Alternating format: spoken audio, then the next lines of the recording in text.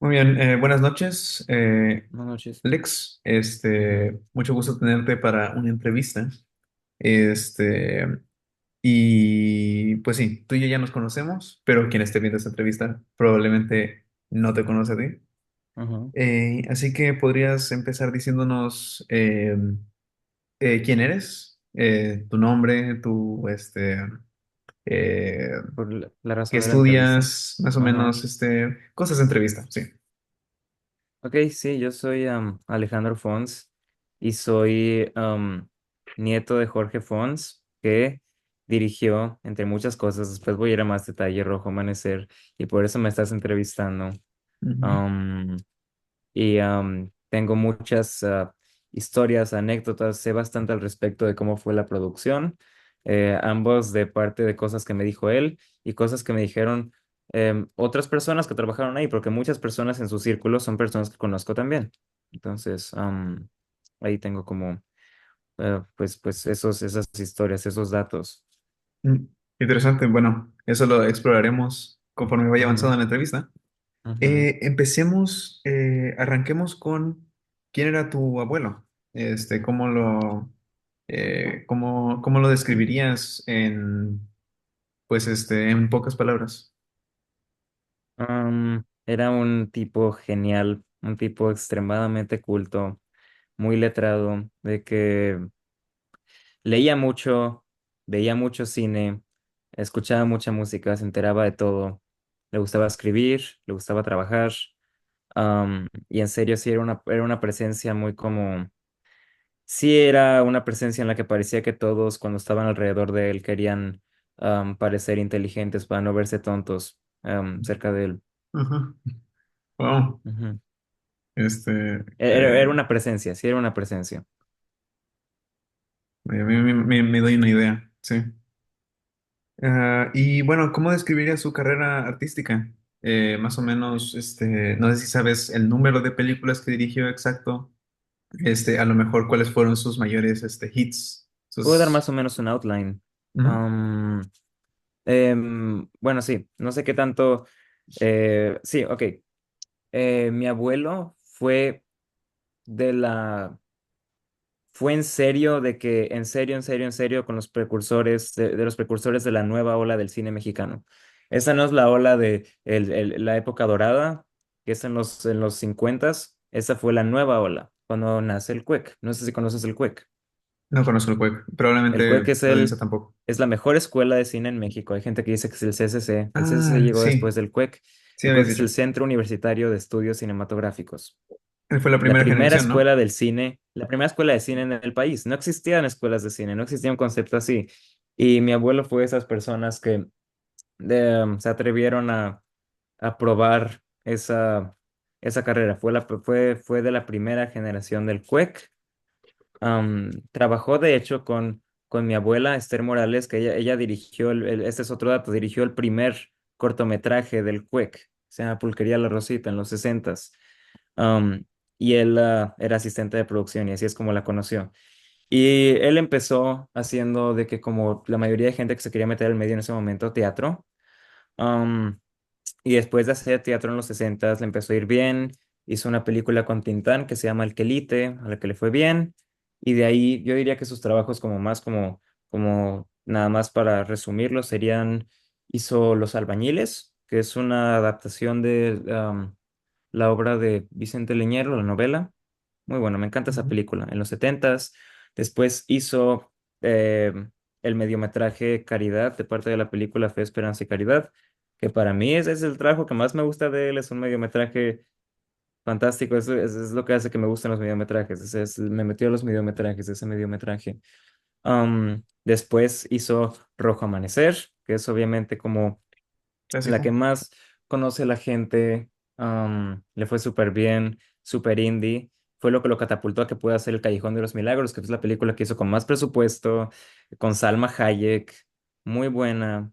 Am, y después, yo diría que como la última, como importante, es El Atentado, que es la última que hizo, la hizo en 2014. Y es la única que yo vi de que No, no la hizo en 2014.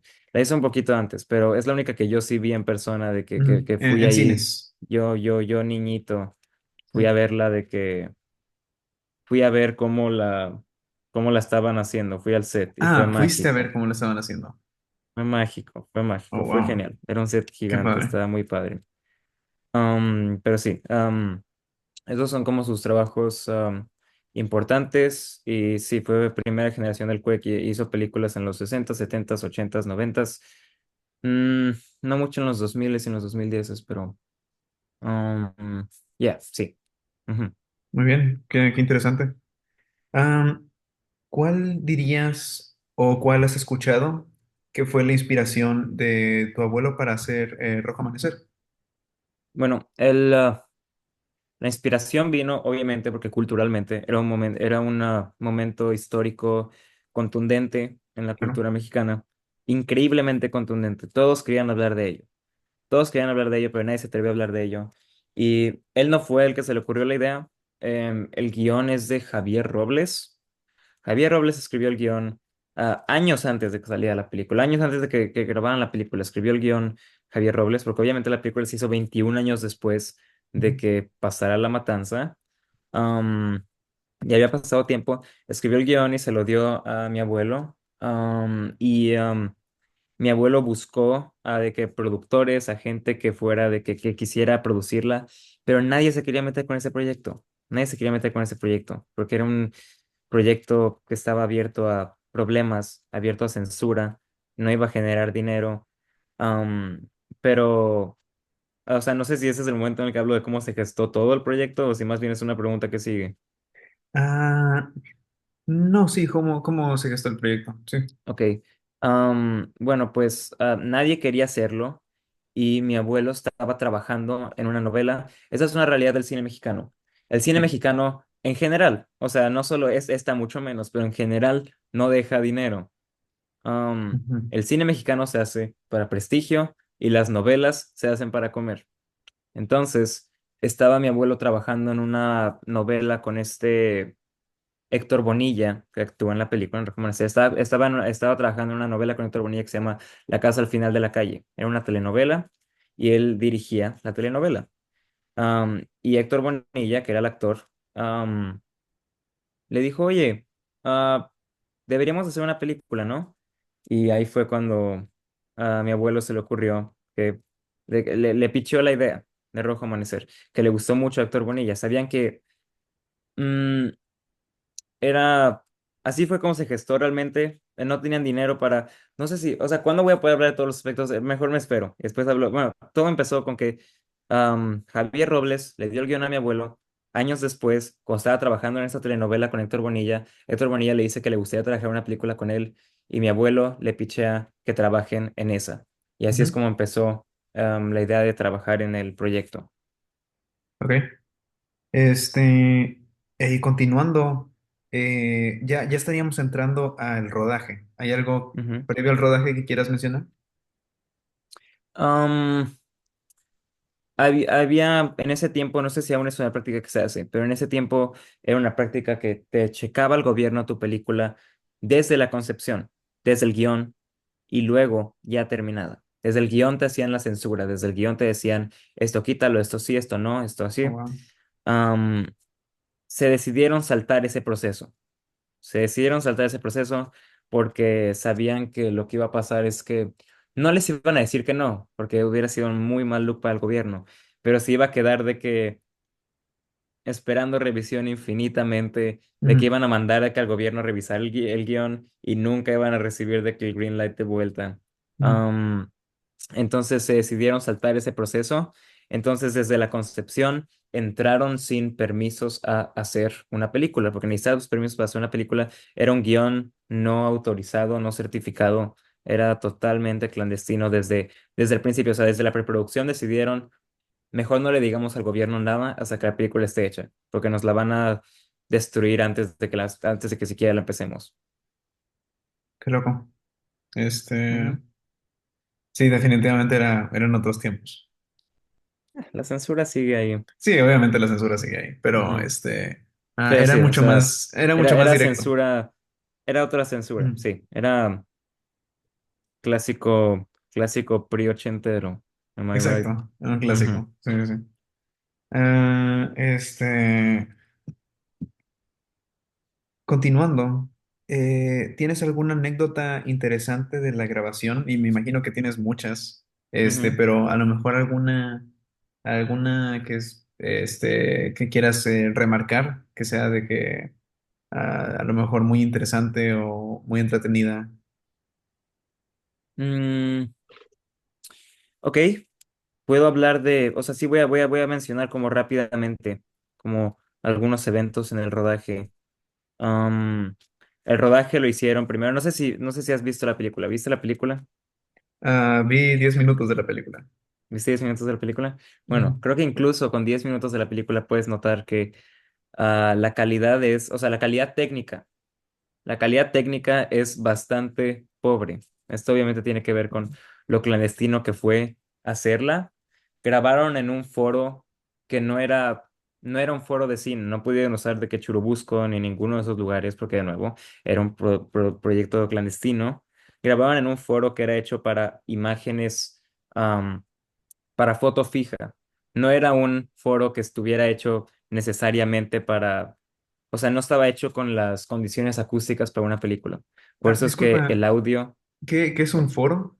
¿Lo puedes definir? un foro, imagínate un almacén gigantesco en el que construyes sets, Ah, ya entendí. Ok, ok. pero este era un almacén, imagínate un almacén pitero. Muy, muy pitero. Creo que no estaba ni siquiera terminado de que la construcción, por eso era de que súper low-key. Um, y era hecho para foto fija.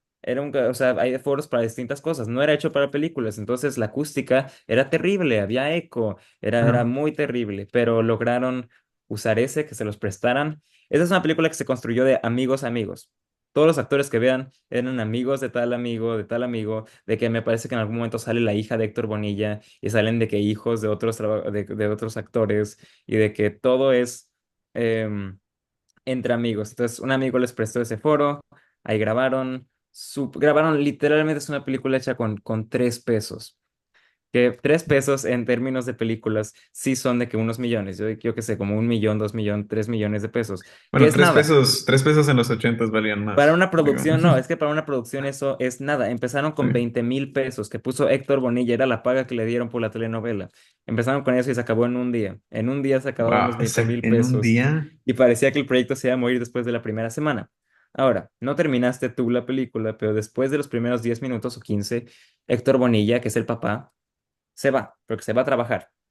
Y en ese tiempo, porque grabaron la película de manera cronológica, o sea, sí grabaron la primera escena, es lo primero que grabaron, y la última escena es lo último que grabaron, o sea, sí está de que Mm, grabado, filmado de esa manera. Entonces, todo ese tiempo en el que Héctor Bonilla no está, estaba buscando a gente que le metiera dinero.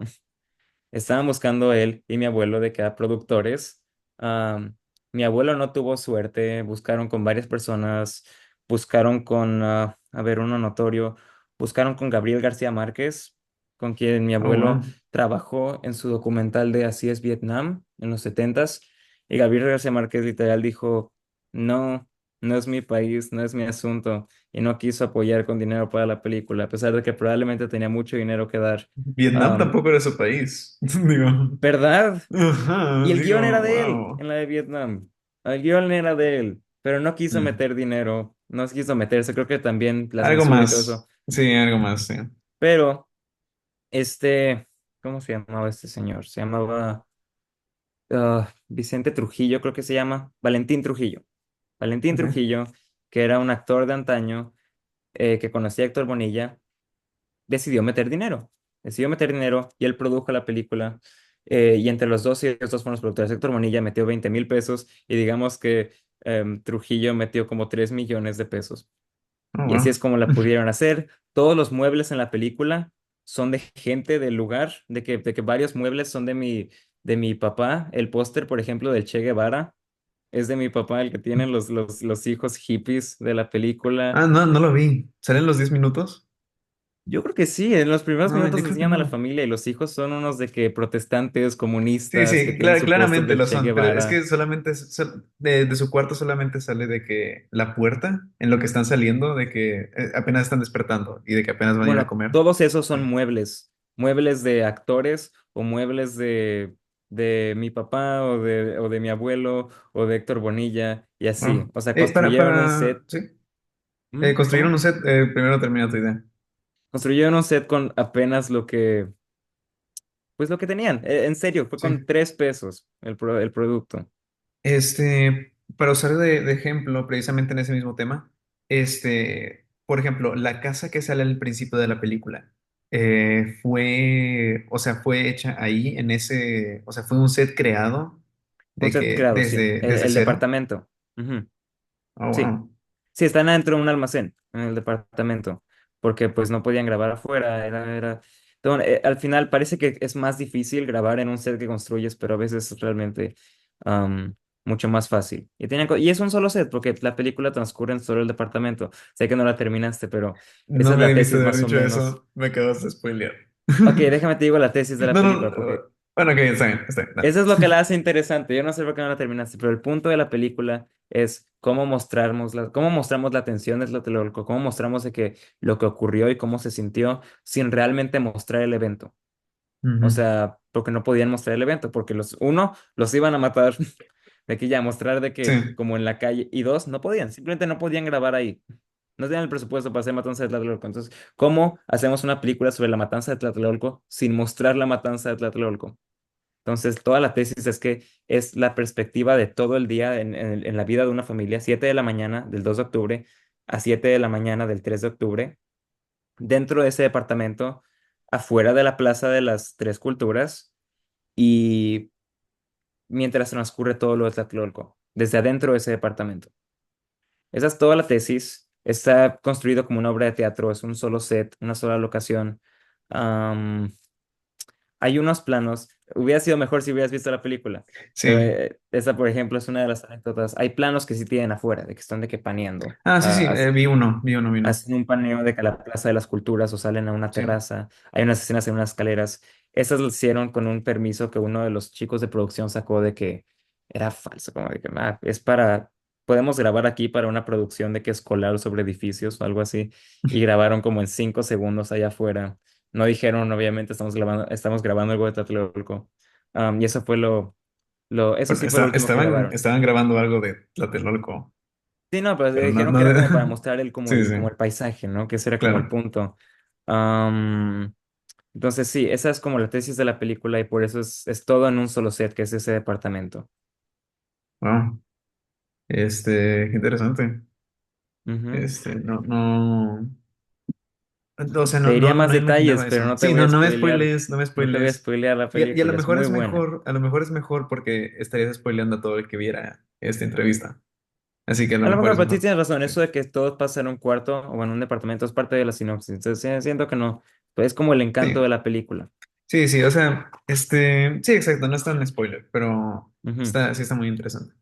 Eh, Muy bien. Este, continuando.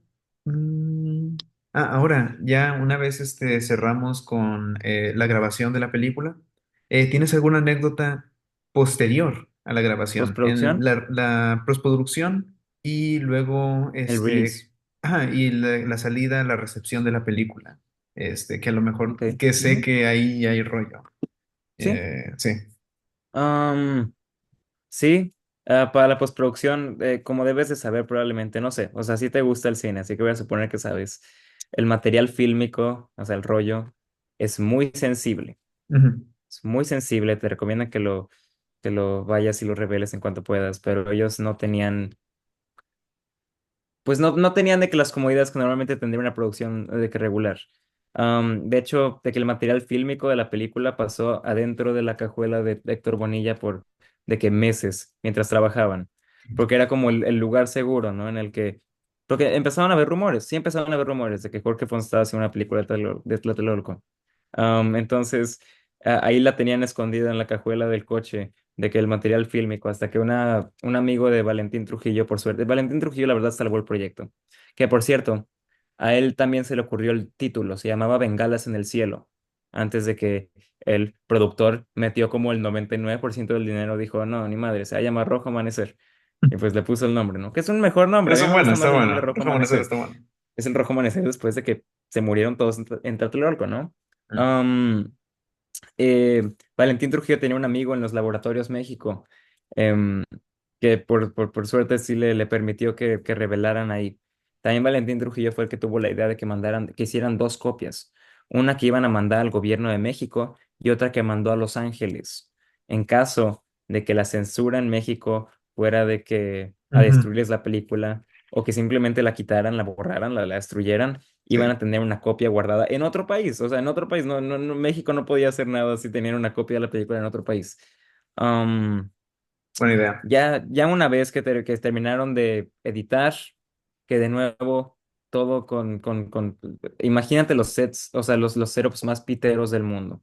De que la música le hicieron en una oficinita pitera y de que la edición le hicieron en una moviola, de que vieja en una oficinita pitera. Todo de que, todo Ujú. con lo que tenían, muy de que, en serio, muy de que secretivo, muy en secreto el asunto. Y eventualmente decidieron que ya iban a mandarla, no con el guión como se debe de hacer, primero mandas el guión, sino ya hecha, como nada más para que les dieran la clasificación, para todas las edades o mayores, o de que PG-13, obviamente no es PG-13, en México son otras, Ujú. pero entiendes el punto. Sí, sí, sí. Se la dieron al gobierno y dijeron de que, ¿qué opinas? Si se arma, y el gobierno no la quería armar. El gobierno no la quería armar. De nuevo los pusieron en ese que esperaban ya con el guión, en ese como purgatorio de ahorita te la checamos, ahorita te la Ujú. checamos, ahorita espérate. Y, y no la No. estaban checando, no la estaban checando, pero ahí fue cuando los rumores empezaban a salir más porque esta vez sí eran los mismos cineastas, era mi abuelo y los cineastas em, haciendo los rumores, hablando de la película. No Ujú. estaban hablando de que me parece que el mismo de que escritor que era de que Robles decía de que dijo en una plática como el gobierno ha mantenido de que nuestra película de que ahí en el purgatorio por un rato y no la quieren sacar porque quieren censurarla. Entonces la película se volvió más como un movimiento. La gente estaba como pidiendo, sáquenla, sáquenla. Y la presión estaba empezando a Como, llegarle como Avengers a Endgame. como Avengers Endgame, exacto. Y la presión le estaba empezando a llegar a Salinas de Gortari. La gente quería que sacara la película y era un muy mal look que había una película completa de Tlatelolco, que era como, se volvió como esta cosa como, con, como, wow, hay como toda una Ajá, película que el exacto. Sí, gobierno sí. no quiere que veas. Está escondida. Um, la gente quería verla y la gente le estaba preguntando al respecto y de que eventualmente se dio a la presión y decidieron, está bien, la pueden sacar, pero la vamos a censurar. La vamos a cortar partes. Todas las partes en las que salen militares, por ejemplo, cortadas, fuera. No solo que las quitaron del corte, esos pedazos del rollo, del negativo, los quitaron totalmente, de que los borraron. Am, Oh, espera, eh, nos quedan 10 minutos. sí, no, sí se arma, no worry. Sí, sí, se nos Am, llama. Ya estamos terminando. entonces, dijeron la vamos a sacar así, que primero los cineastas de que objetaron, ya estaban por sacar de que la idea original es que como no la querían, como el gobierno no quería que la sacaran en el cine, iban a ponerla la iban a proyectar de que en una sala de la UNAM y de que le Ujú. iban a dar copias a todos los alumnos que fueran a verla, Mm. para que se difundiera por todos lados de manera como de piratería. Sí, sí. Pero no, el gobierno dijo, no, tranquilos, sí la pueden sacar nada más que con estas censuras y eventualmente decidieron ceder. Ahorita mismo están las dos Disculpa. versiones. Si tú ves ahorita Sí. la película, vas a tener la Ah, versión completa porque mandaron a Los ok, ok. Ángeles, mandaron a Los Ángeles la copia original. Entonces, Sí, incluso cuando el gobierno quemó eso primero, por piratería. Llegó por piratería la versión sin censura, ¿no? De que tenemos aquí ya. la versión sin censura y Sí, sí. no era bait. Sí tenían los de la piratería la versión sin censura de la película. Sí, Um, era justo mi duda. Que, por ejemplo, yo me lo encontré en Claro Video, de ujú, que ahí gratis, de que da la película completa. No ujú. sé si sea la versión de que no censurada o no. No sé si sea, o sea, no sé si por default pongan la versión censurada Todo o depende del final. ya No te voy a depende del decir final. cuál es el plano final, pero si en el plano final, cuando veas la película, ves un soldado, es la versión sin censura. Digo, si veo soldados en absoluto, ¿no? Sí, Si se corta antes de que ujú. veas un soldado, es la versión censurada. Ok, muy bien, muy bien. Ahora todos lo pueden saber, todos los que Ahora todos vean. pueden saber qué Ajá, versión están viendo. Sí, claro. fue todo un problema sacarla, pero al final la sacaron y les fue muy bien. No que nadie ganó, o sea, nadie ganó dinero, todos sabían, es la cosa, voy a usar el tiempo que queda para hablar de cómo eso, ¿no? Lo que significa, ¿no? Sistemáticamente la película. Es una película hecha literalmente 100% por amor al arte. A Ujú, nadie, o sea, obviamente sí se les pagó, pero de que hablando en términos grandes, a nadie se le pagó realmente por ese proyecto más que a Valentín Trujillo y Héctor Bonilla, porque ellos la produjeron. claro. De que sabían todos cuando hicieron la película que no iban a ganar nada de dinero, que estaban haciéndolo para hablar de este suceso que pasó y que lo estaban haciendo por amor al arte.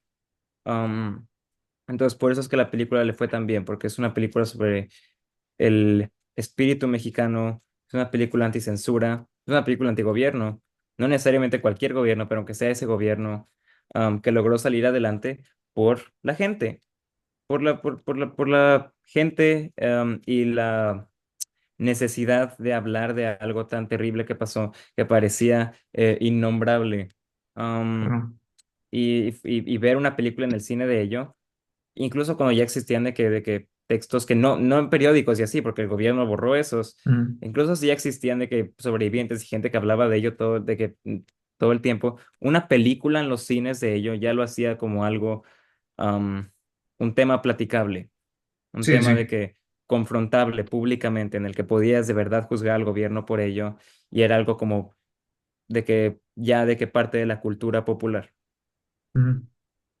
Sí, y pues, me imagino que tuvo mucho que ver con, si no un parteaguas, parte del movimiento exacto, como tú dices, de un tema tabú Exacto. actualmente que tenemos A de todos les daba que, miedo hablar ajá, de ello y después ya no daba tanto miedo hablar de ello, porque había una claro, película en los cines.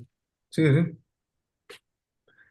Pues Entonces eso fue lo que hace que la película se volviera lo que se volvió. pues qué interesante, sí suena. La historia sí suena muy legendaria, o sea, sí suena como que, como que no debió suceder, ¿sabes? De que todo estaba en Sí, contra de ellos. no, Ajá, sí, así lo que qué hicieron padre. en contra del gobierno, en contra de los soldados, um, y les salió. Y es un muy buen guión. O sea, cuando la veas, estoy seguro que te va a gustar. No es lo que normalmente, bueno, sí es muy él, pero siempre a mi abuelo le gustó mucho más hablar de la gente pobre. De que el resto, si ves el resto de las películas, siempre van a ser sobre los problemas de la clase obrera. Y esta es más como clase media.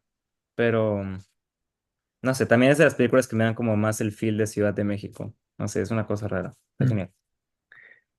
Pues aquí dejémoslo porque quedan 5 minutos Ujú. del Zoom.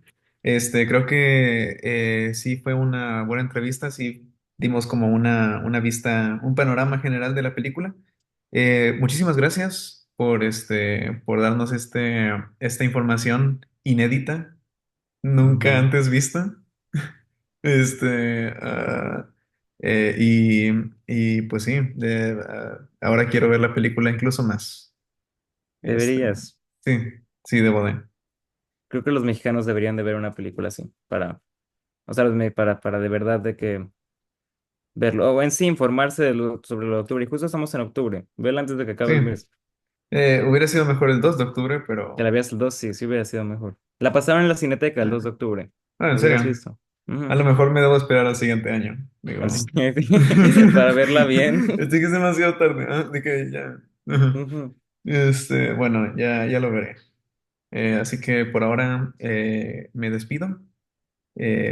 Muchas gracias de nuevo y hasta luego.